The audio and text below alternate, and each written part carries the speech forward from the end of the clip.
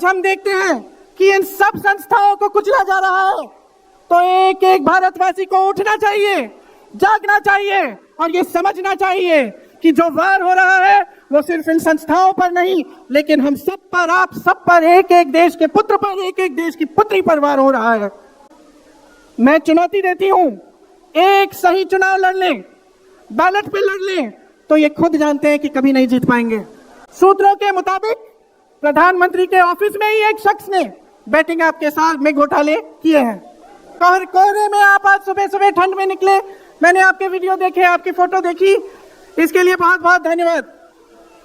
जरा एक बार जोर से, इतनी जोर से नारा लगाइए कि यहां से गूंजता हुआ प्रधानमंत्री निवास तक जाए, वोट चोर, वोट चोर, वोट चोर।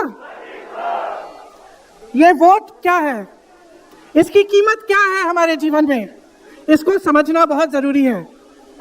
बहुत समय पहले जब आजादी की लड़ाई शुरू हो रही थी और नेहरू जी जगह जगह जाते थे लोगों से मिलने के लिए, तो एक नारा गूंजता था। जब वो पहुंचते थे तो देश की जनता भारत माता की जय जयकार करती थी। उस समय नेहरू जी ने इस बात का उल्लेख किया कि भारत माता क्या है। उन्होंने कहा कि भारत की प्राकृतिक संपत्ति, भारत की नदियां, भारत के पहाड़, भारत के खेत तो भारत माता है ही, लेकिन भारत की जनता, भारत का एक एक बेटा, एक एक बेटी, जो इस धरती का पुत्र है, जो इस धरती की पुत्री है, वे सब भारत माता के अंश हैं, वे सब एक तरह से भारत माता ही हैं। और इसी सोच, इसी भावना ने हमारे संविधान को बनाया। इसी भावना ने आप सबको एक एक वोट दिया, जिससे आपका सबसे बड़ा अधिकार सरकार को चुनने का, सरकार को गिराने का आपको मिले।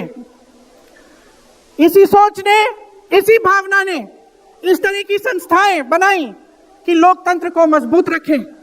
कैसी संस्थाएं थी ये? न्यायपालिका, मीडिया, संसद, ये राजनीतिक दल जिसका हम भाग है, विपक्षी दल, सत्ता पक्ष के जो नेता हैं वो, चुनाव आयोग, ये सब जनता के हित की रक्षा के लिए बनाए गए। इसीलिए जब आज हम देखते हैं कि इन सब संस्थाओं को कुचला जा रहा है, तो एक एक भारतवासी को उठना चाहिए, जागना चाहिए और ये समझना चाहिए कि जो वार हो रहा है वो सिर्फ इन संस्थाओं पर नहीं, लेकिन हम सब पर, आप सब पर, एक एक देश के पुत्र पर, एक एक देश की पुत्री पर वार हो रहा है। और इसे समझना बहुत ज्यादा जरूरी है। आज न्यायपालिका दबाव में है। सारी मीडिया, मेरे भाई बहन मीडिया के जो यहाँ खड़े हैं, बेचारे मजबूर हैं। सारी मीडिया या अडानी जी की है या अंबानी जी की है। आज परिस्थितियां ये है कि पिछले आम चुनाव में मुख्यमंत्रियों को जेल में डाला गया, कांग्रेस पार्टी का बैंक अकाउंट बंद कर दिया गया, भ्रष्टाचार के नाम पे तरह तरह के इल्जाम लगाए गए जिसका कोई प्रमाण नहीं है। ईडी भेजी, इनकम टैक्स भेजा, सीबीआई भेजी, और जैसे जैसे जिनका दिल कमजोर था, जो सह नहीं पाए, वो इसकी उनकी पार्टी में शामिल हो गए, वैसे वैसे इनकी वॉशिंग मशीन उनको धोकर उनको पाक बनाती रही। आज संसद को देखिए, संसद को देखिए, मुश्किल से एक सत्र में एक दो बहस होती है। और जब हमने कहा, राहुल जी ने मुद्दा उठाया, खड़गे जी ने मुद्दा उठाया कि हमें बहस करनी है चुनाव पे, एसआईआर पे, जिस तरह से वोट चोरी हो रही है उस पे, तो घबरा गए, मानी नहीं बात। अंत में जाकर कैसे माने कि हम वंदे मातरम पर भी चर्चा करेंगे। तो हम संसद में यह बहस करते रहे कि राष्ट्रगीत किसका है, राष्ट्रगीत कैसे बना, राष्ट्रगीत क्यों बना, और जो बड़ी बड़ी समस्याएं हैं जिससे आप जूझ रहे हो, बेरोजगारी, महंगाई, पेपर लीक, उसके बारे में चर्चा करने की हिम्मत नहीं है। हिम्मत क्यों नहीं है? क्योंकि अगर इनको एक असली चुनाव लड़ना पड़े, मैं चुनौती देती हूं, एक सही चुनाव लड़ लें, बैलेट पे लड़ लें, तो ये खुद जानते हैं कि कभी नहीं जीत पाएंगे। आज आपको मायूस होने की जरूरत नहीं है कि बिहार का चुनाव हार गए, क्योंकि पूरा देश देख रहा है कि ये चोरी से जीतते हैं। राहुल जी ने प्रेस कॉन्फ्रेंस की, पहले हरियाणा की बात बताई, महाराष्ट्र की बात बताई, कर्नाटक की बात बताई, बिहार में एसआईआर करके 65 लाख वोट काट दिए गए। और अगर ये सारे प्रमाण आप अलग कर दें तो एक साफ और साधारण बात सामने आती है। आचार संहिता के समय 10-10 हजार रुपए आप पहुंचा रहे हो, कोई आपको रोक नहीं रहा है। चुनाव आयोग आंख बंद कर रहा है, आंख मूंद रहा है। तो अगर ये चुनाव चोरी नहीं है तो क्या है? इनके पास जवाब ही नहीं है। ये जानते हैं कि आज के दिन जनता इनसे नाराज है। देखिए, हिले हुए लगते हैं। संसद में मैं देखती हूँ आत्मविश्वास घट गया है, आंखों में आंख मिलाकर नहीं देख पाते, सामने से गुजरते हैं तो यूं आंख झुका देते हैं। आत्मविश्वास कम हो गया है, घट गया है, अपने आप में विश्वास घट गया है, क्योंकि जनता का विश्वास भाजपा से, इनकी सरकार से, प्रधानमंत्री मोदी जी से, अमित शाह जी से सबसे हट चुका है। आज इनको चुनाव आयोग की जरूरत है। चुनाव आयोग के बिना ये चुनाव नहीं जीत सकते। और याद रखिए, चुनाव आयोग के जो मुख्य 3 अधिकारी हैं उनके नाम आप याद रखिए, कभी मत भूलिए इनके नाम, क्योंकि ये आज हम लोग हमारे लोकतंत्र पर वार कर रहे हैं। इतिहास में कभी ऐसा नहीं हुआ कि पूरा विपक्ष कह रहा है कि हमें विश्वास नहीं है चुनाव आयोग में, इन चुनाव में हमारा विश्वास नहीं है, ये चुनाव ठीक ढंग से नहीं किए जा रहे हैं। चुनाव की घोषणा से लेकर वोटर लिस्ट, आचार संहिता, प्रचार, मतदान, मतगणना, ईवीएम और नतीजे से तक हर कदम को, हर चीज को संदिग्ध बना दिया है इन्होंने। इनके साथ साथ सारी संस्थाएं इनके सामने झुक गई हैं, सरकार के सामने झुक गई हैं, इनको झुकाया गया है। राहुल गांधी जी ने बिहार चुनाव में लंबी यात्रा की एसआईआर के खिलाफ। क्यों की?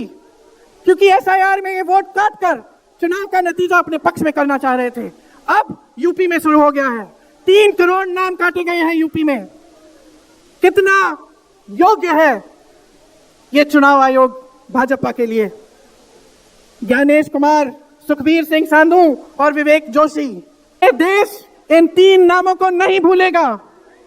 ये चाहे कितने भी बड़े बड़े, ये कितने भी इंतजाम कर लें इन लोगों को बचाने के लिए, एक दिन इन्हें इस देश को जवाब देना पड़ेगा कि किस तरह से इन्होंने हमारे वोटों का अधिकार हमसे छीनने की कोशिश की, किस तरह से इन्होंने साजिश रची।